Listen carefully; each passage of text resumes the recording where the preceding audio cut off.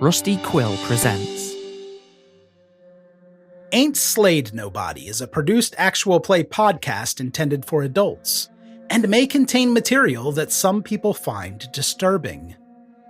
Please see the episode notes for content warnings, and listen with care.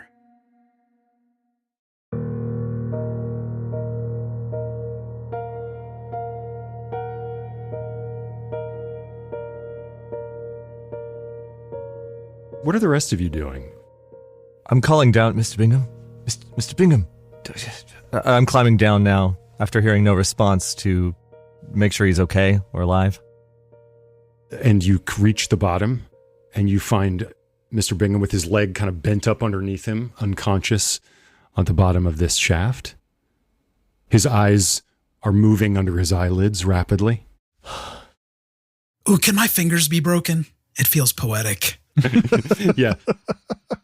His fingers look gnarled on one hand. Nice. It's pretty bad. He's really messed up. I'm gonna try to shake him, slap his cheek. Mr. Bingham. Mr. Bingham. Can you make it sound like first aid? Kiss him. Yes. In this state, kiss him. Yes, make a first aid roll. He's got just a sheen on his bottom lip, a little bit of sugar. 56 over 30. That's a fail. Oh, you bastard. Okay, so alas, your slaps do not have any medicinal effect. Unlike real life. Maybe bring you out of your stupor a little bit, but the last thing you see as the sound of laughter fills your ears in this dream and the burning hand of this small child is looking at you. Why'd you eat my apple, Mr. Bingham? And you wake up. Oh, can I also roll sanity? Yes. On that? Yeah. Can I please? We'll defy the rules of unconsciousness so I can lose more sanity. Oh, wow. I rolled a 4. Crouched it. Jesus. Too much pain. It was the candles. They were grounding. Roll 20 only operates between the 10s. So because it was a dream and easy to shake off, perhaps. Mm-hmm. No loss there. So you're now at the bottom of this shaft. The other two of you are up at the top. You hear footsteps up above. How long does a bout of madness last? Am I just like kind of sidelined for a minute? I think you're okay to act. It's just you're filtering it through that vibe. Silas is certainly trying to calm Mercy down. He's got some small experience in trying to calm people who are going through bad mental states. Yeah. It just seems to happen around him for some reason. Nice. Who could say why? Yeah, so I guess if you're kind of like tending to her. Are you feeling quite yourself now, Miss Knox? I should say not, but I suppose that we should continue with this. Yes. And then if she hears the footsteps upstairs, shh, hang on. Boom, boom, boom. And you're hearing boots walk overhead. You hear the desk drawers kind of opening, moving around. You see, Miss Knox, I'm not so sure I'm happy with any man, even if he calls himself a man of God, who would chain up a woman like that. I agree. And with that, Silas is heading over towards the trapdoor. Great. And is just going to scratch on the bottom of the trapdoor. Ooh. You hear the footsteps come to a halt, and you hear, like, motion above. And I'll scratch again. Mercy's going to find a shadow to hide in, a corner, position herself in a way that if someone were to come down the ladder or look down the hatch, she would not be immediately visible. You hear the voice of the Reverend up above. Wilmot, it will not go easy with you if you are seeking to effect some manner of escape. And you hear the heavy jingle of the ring, and the door is now being pulled up. Oh, fantastic. As soon as the hatch is open enough, I'm going to grab hold of the leg or whatever I can of the Reverend and yank as hard as I can to pull him down with me. Great. Make a brawl roll and get this guy down here. Come on. Bravo. Come on, dice. Do I get any kind of bonus on this for this being complete surprise to him? I think that's totally fair. Yeah, you've set your trap and laid it. You can have a roll it with like advantage. Okay, in which case that is a hard success. Terrific. Yeah. He goes off his leg and it goes exactly like you planned. His heavy body goes right by the ladder and he smashes to the floor of this little cell. Okay. Oh! Is he prone? Yes. Mercy is on top of him, just like jumped on him and like pinning him down. I think she's probably got her like feet on his arms or like on his, like pressing down on his arms, just sitting on his chest. Oh, and he's like looking goggle-eyed, like shaking his head. He's definitely taking some damage here. How many HP does he have? You feel something that is maybe buckled in him as well, as he's looking around like, what in the name of heaven? Unhand me, damn you! Mercy's going to take that piece of paper, what did you call it? Malleus, whatever. Mm-hmm. She's going to take it out. She's going to like shove it in his face and kind of like still giggling. What is a man of God doing with something like this in his pocket? I see that we are very prodigal with how we choose to interpret God's commands. For one among their number, I believe, is thou shalt not steal. You don't know what you're doing. I kept it out of sight because I do not want my parishioners to know that I would rely on an artifact of popery for my sermonizing. But the fact remains, you don't know what you're doing, you fools. I'd like to just try to determine if he's lying. Read his aura or like whatever. Whatever. Yeah, that went great last time. Yeah. Go for it. Okay. You can roll POW if you want to take another dance on that string, or you can just roll psychology. This feels like psychology. Yeah, because I'm specifically trying to read like a human man. Yeah, a human. Normal man. So you think. True. That's just a regular success. He is desperate and angry, obviously. And yeah, you get the sense that he is kind of telling the truth. But there's so much more that he hasn't revealed. He knows way more than he's telling. She's going to lean in and she's going to say, 3 by 3 is 9. Will it be your hands that bleed the men that make the key? Look, his eyes are filled with fear now. I don't know who sent you. We have our ways here. Did Freeling call for you? Why would they do that? Oh, we have our ways here. We have our ways to keep our seasons. Listen, Freeling told me it has to be Willett. She'll be but the 9th. And it is a wretched thing.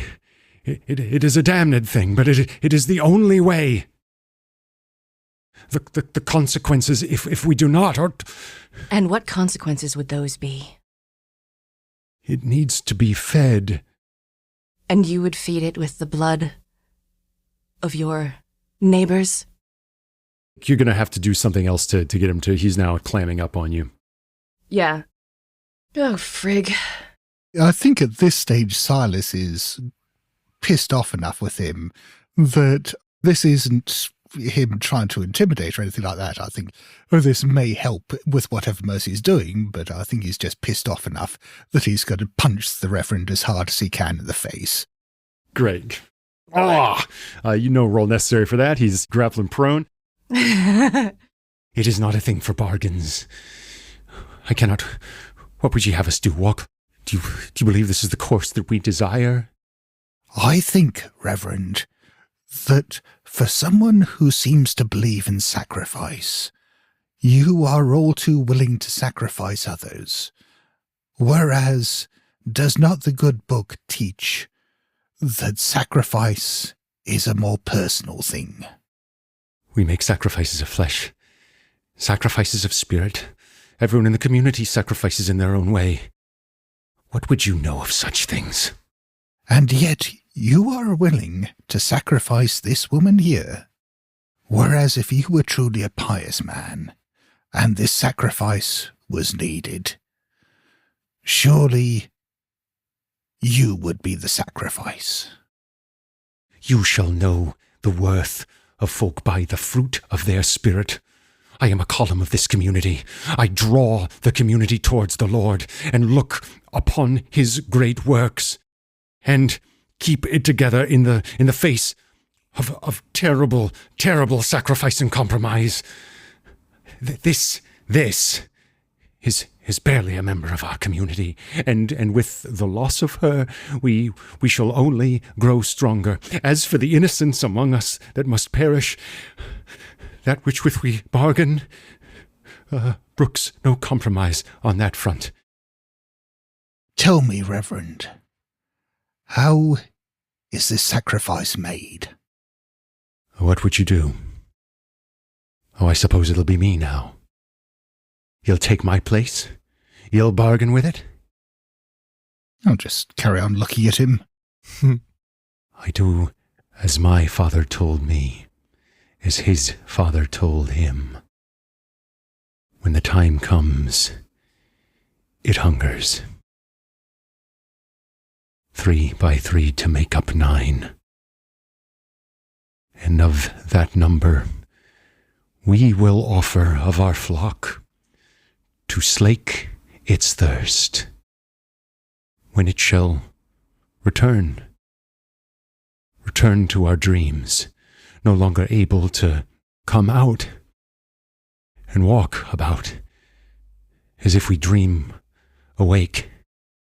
And if we break our bargain, it has shown us that the angels of hell are legion, and it is but one of its outer and lesser yeomen.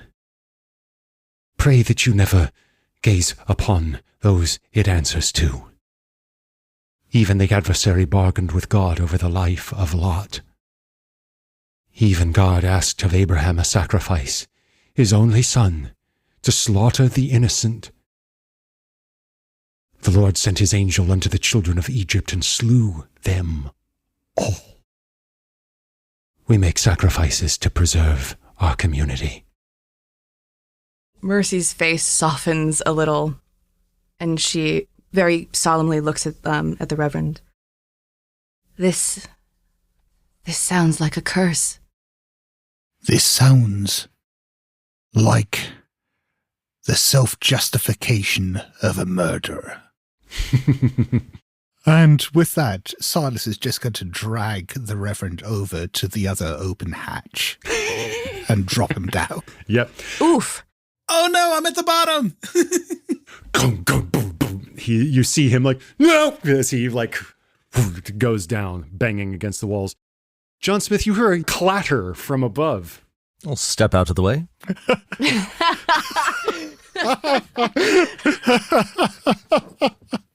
That's my cue. Oh. Is he going to land on me, Ross?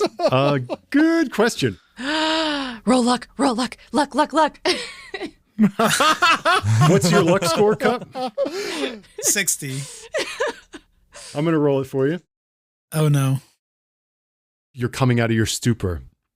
The last thing you remember are the dead eyes of the child in your dream, the sickening laughter in the darkness.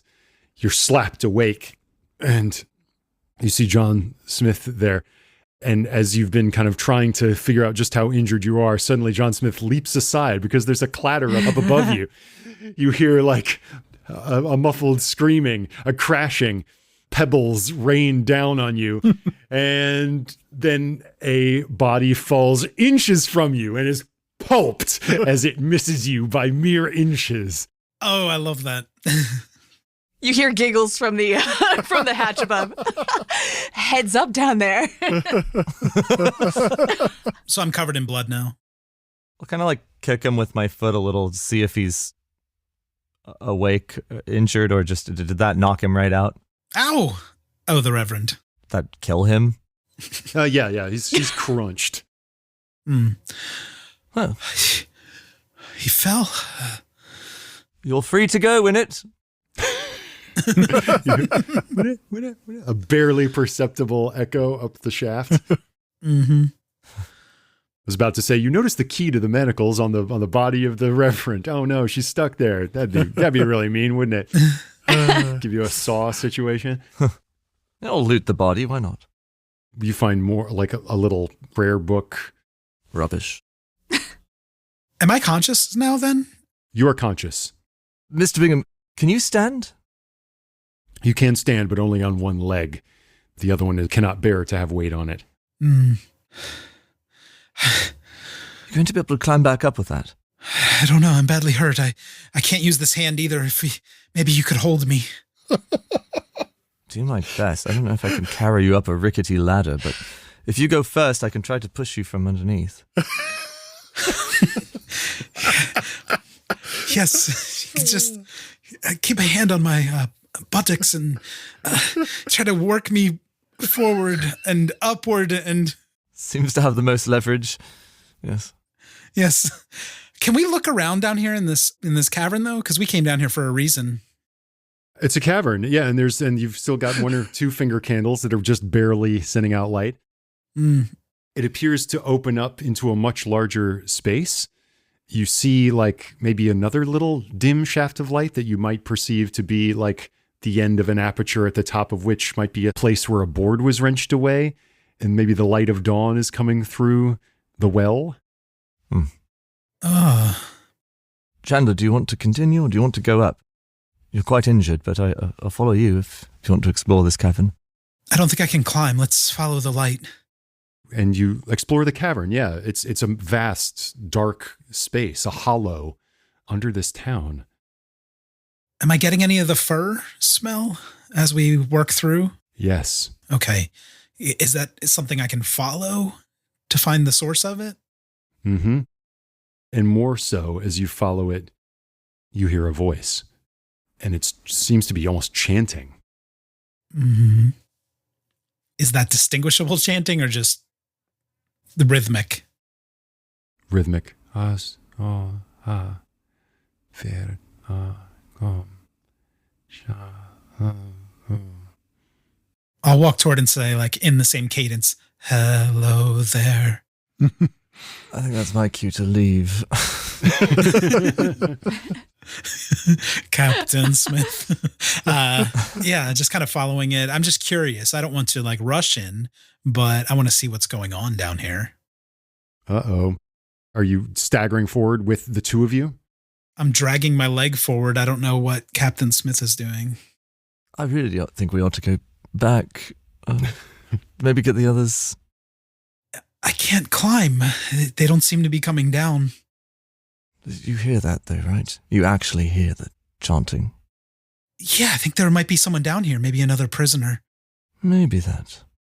Maybe groping along the walls of the cavern. Mercy Knox, did you have something? If we get Winnet free, then maybe Mercy and Silas would follow them down there. And I think maybe you find the key in that desk and unlock her. And if you want to head down? Sure. I think so. After just like telling her, take what you need and you should leave. Leave this place. Yeah, I don't think we're taking Winnie down with us, yeah. No.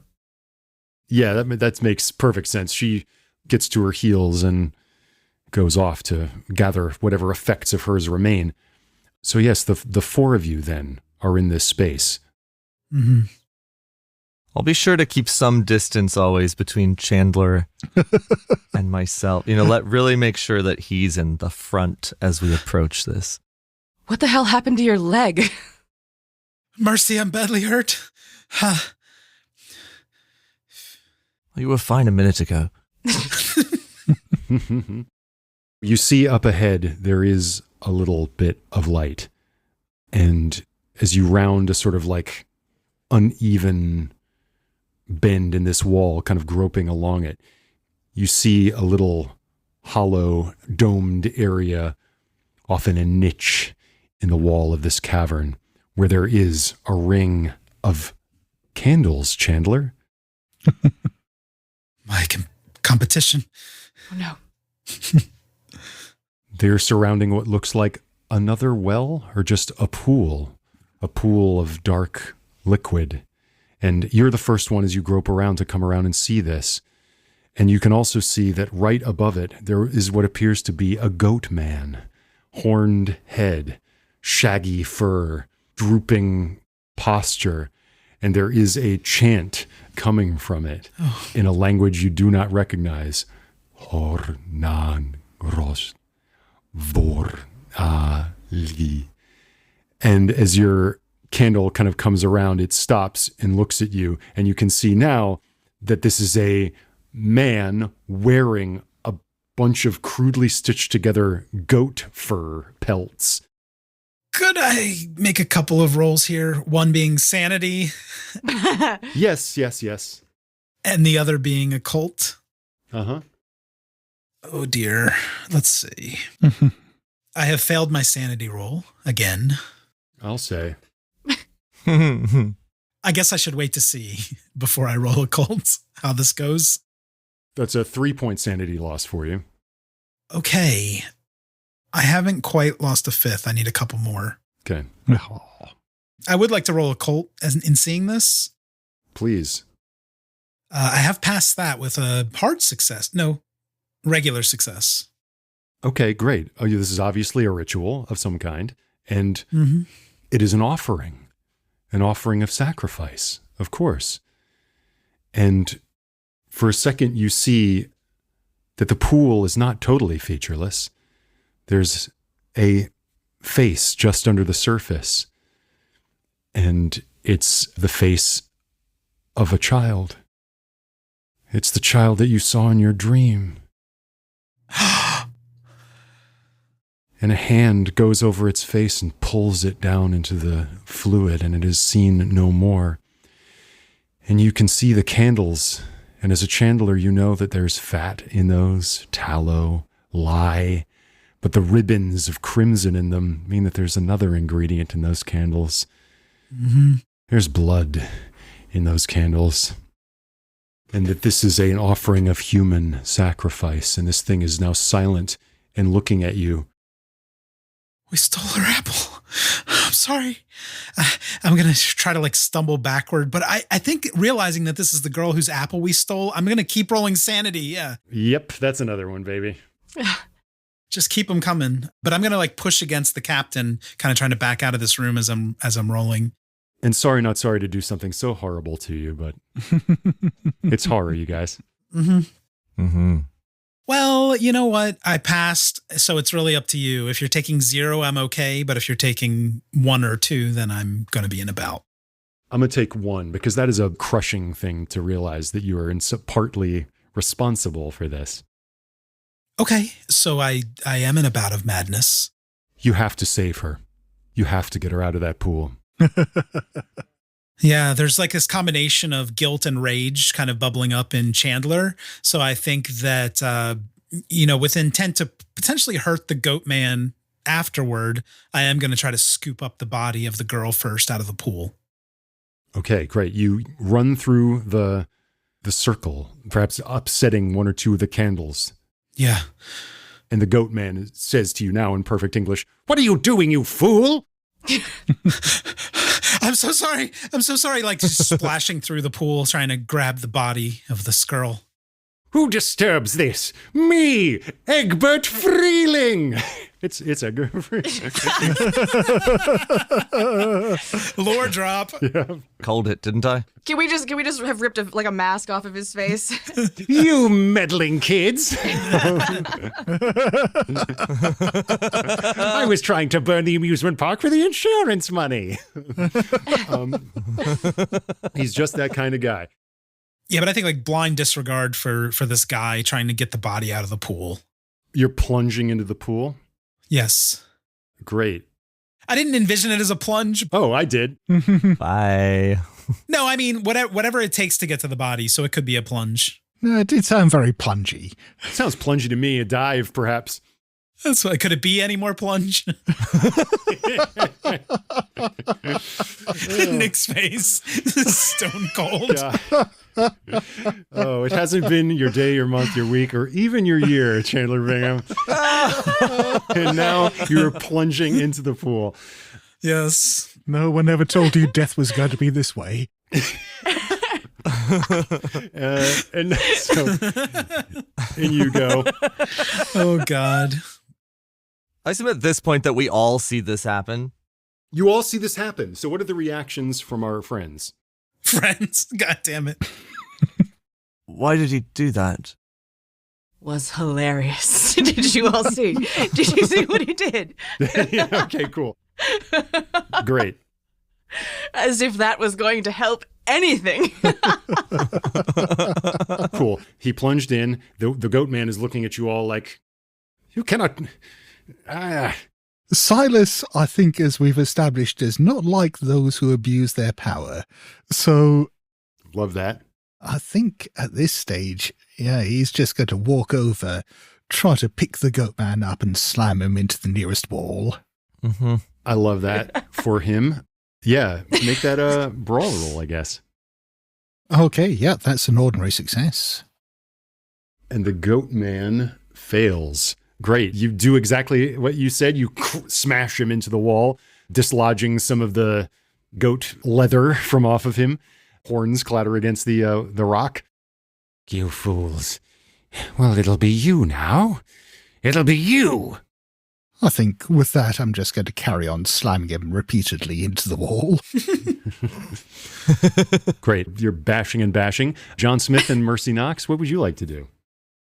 I think John is going to try to approach the well where Chandler jumped in and just going to look over, see if, do I see him in there? Danny, shared brain, that is exactly what I was going to say. Just kind of like looking over the... Great. You guys are both well gazing. Hmm. Chandler, the second you went into that water, it's not water. Time moves differently in here. This is a passage. And as soon as it fills your ears, you see that child's hand sinking away. And it is replaced by another face that smiles at you. Oh. Eyes goggling.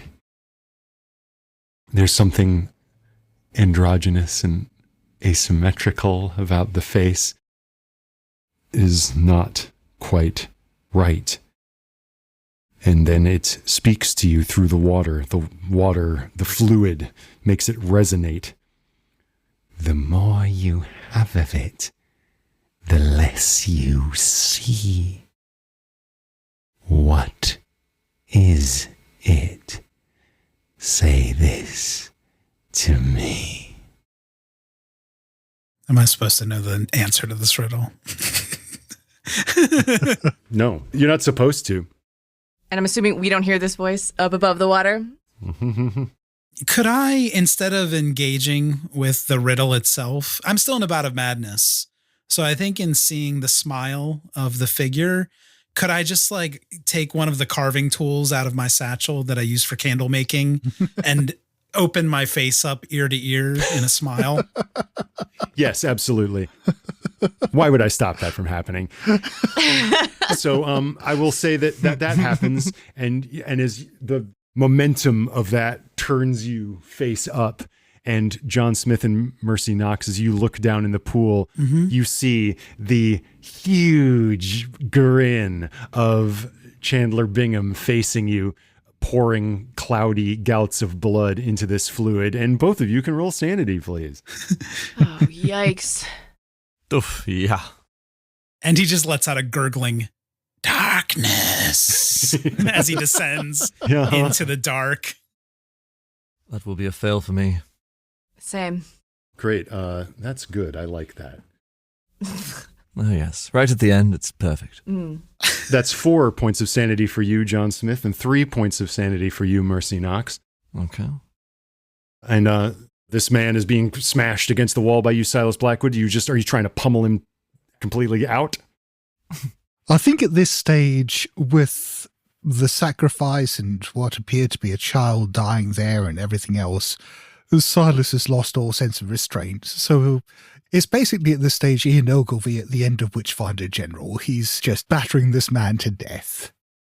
You feel like something give way in him as you crush his head against the stone, your sense of justice calling you to this act of vengeance for this horrible, horrible death, this perverse sense of sacrifice and self-serving justice.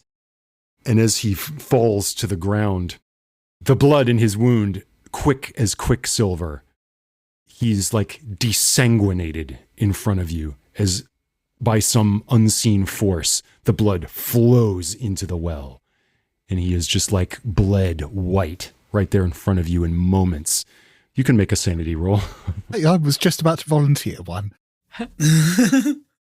Maddeningly, that's a pass. Good. It's good that happened. Oh, man. Oh, Lord. So you can just take 1 for seeing that. Also, Chandler Bingham, I regret to tell you that a similar effect is occurring with the wound on your face. And you are watching the body of Chandler Bingham desiccate as he is pulled inside out. I yell down into the well, pivot! Pivot! Is there like studio laughter happening as this occurs? Mercy supplies that. The studio audience goes wild. Oh, no. I'm sorry. Yeah, I usually survive these things. Mm-hmm. You jumped in, whatever. Oh. Yes, you're fully sucked. Well, I'm not going to say it. Well, it was going to happen one way or another. He said it for me. It's perfect. Well done. Take back a couple points of sanity. Don't encourage him. No, I would never. So you've seen that. You've gone a little mad. John Smith, what would you like to do? I'm really ready to leave. I'm quite hungry, too. We've literally gone the entire night without sleeping. I'd like to just catch a wink and then have some nice breakfast. Yeah. So what do you say, Mercy? Shall we get out of here? I don't see any reason to stay. I think this town is reaping what it has sown. Silas? Silas, the ergot is still working on you. It's never stopped. And you didn't have that big of a sanity loss after the well took that blood. And as soon as that happens, you hear a voice in your head. A rich gift. 3 by 3 to make up 9. And now more you shall find. I will give you such thing. If you break me, I do not stop working. If you touch me, I may be snared. If you lose me, nothing will matter. The rest of you see Silas standing there, looking down at the dead body on the ground, and then looking up into the air, looking thoughtful for a moment. And then just says, apparently into the empty air, I'm sorry, I never was very good at riddles. And then he just starts walking out. The heart, Silas Blackwood. You see, it's not a very good riddle if you've got to tell me the answer. I mean, I solved my riddle. So the 3 of you are making good your departure? I'm quite ready, yes. I'm quite happy to leave this town to whatever doom awaits it. So the 3 of you depart. You go back up the ladder. Willett is gone. The church, silent as a tomb. Its minister, as you pass by the body of Hasselrig, you notice that what was a pulpy mess is now quite dry, as though everything that was inside it was somehow leached away. As they walk by, Mercy just kicks him a little, kicks the body. And you take to the road and pass out of Shiloah. I guess we're going to need to find a horse, aren't we?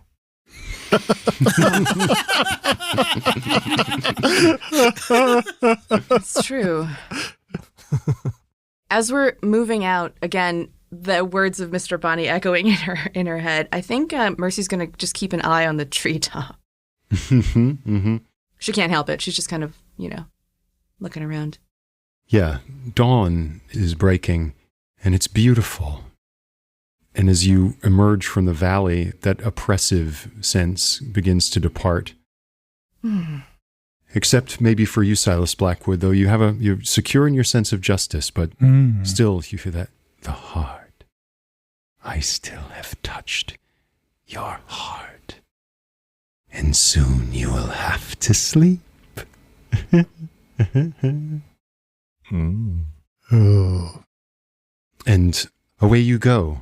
And perhaps it is on your journey, your sleepless journey in the forest, that you finally catch the trail of your quarry and are able to alert people back up your chain of command. Yeah, we kind of lost the... Oh, right. We were looking for someone, weren't we? Right. We just got distracted, yeah. We were on a break. Someone who just passed through Shiloah, a fellow by the name of John Andre, who came to shore on the Vulture and was receiving information from a colonial general by the name of Benedict Arnold. Thanks to the information that you were able to pass on because of your escape, which you maybe delivered to your contact with bloodshot and sleepless eyes, justice will be done. He will be hung. One more body to add to the count of this war, which drags on. And I'll just say that, yes, you go on and perhaps try to avoid sleeping.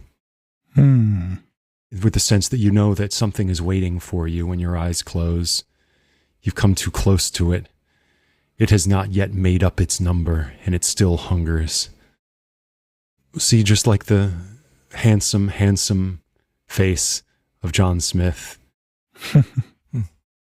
falling asleep perhaps at an inn against his will. Mercy knocks with a book open in front of her, like trying to keep awake another hour, but drooping. Silas Blackwood drinking a cup of coffee in a coffee house. Another. Maybe to Mercy Knox, who has trod or swum in the river of time, realizes that as she's looking over her book that none of the words make sense, that somewhere in there she fell asleep. And then she just sees that the words are something she can make out, but it's borderline gibberish because it just says, ha, ha, ha, ha, ha, ha, ha, ha, ha, ha, ha. And the candles blow out and it is dark. And there is blood in the land. Because a new nation of justice is not forged without compromises.